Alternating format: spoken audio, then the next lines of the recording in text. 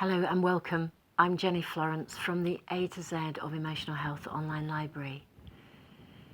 Yesterday I received an email from someone and she effectively put forward a request.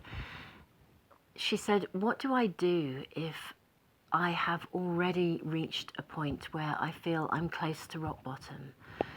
She spoke about despair as being the most predominant emotion in her life at the moment. And I thought it would perhaps be valuable just to speak a little bit about that and also to upload some additional resources that might be helpful. Because in terms of emotional resilience, prevention is most definitely better than cure. But if we have already reached a point where we're really struggling, it can be quite hard to find our way back up from that place.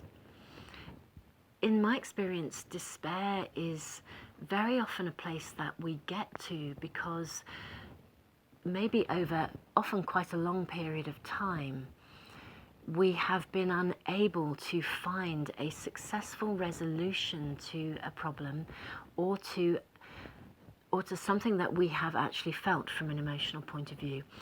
We could almost see despair as being like a blanket. I mean, in many ways it feels like a blanket that shrouds us and, you know, like a fog that colours our horizons and our ability to find hope and therefore to develop that wonderful core essence of emotional resilience.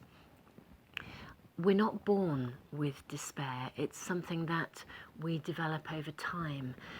Each time we experience a challenging emotion and we are unable to have a voice or find a resolution for it, or if we feel helpless or unable to create any form of change in our life, if we feel stuck, all of these kind of circumstances generate challenging emotions which, when accumulated over time, they sort of form like a tapestry, and that becomes the blanket of despair.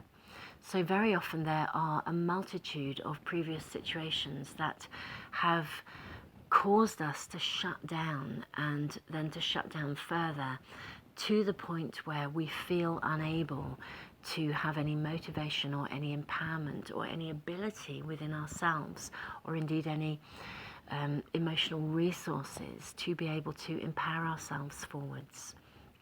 Now, despair, as far as I'm concerned, is a very big wake-up call. If we're feeling despair, we actually do need to listen to this, and we really need to think about how we access some support and some help for ourselves. Sometimes if we've reached that place of despair, we can often be feeling quite isolated as well. It is hugely important that we find ways of reaching out for support from people who are able to give it to us. You know, sometimes we look for support from people who, for whatever reason, can't give it to us. And that actually creates additional problems for us because it tends to reinforce a feeling that, you know, no one's there to help us. Thank you for joining me today.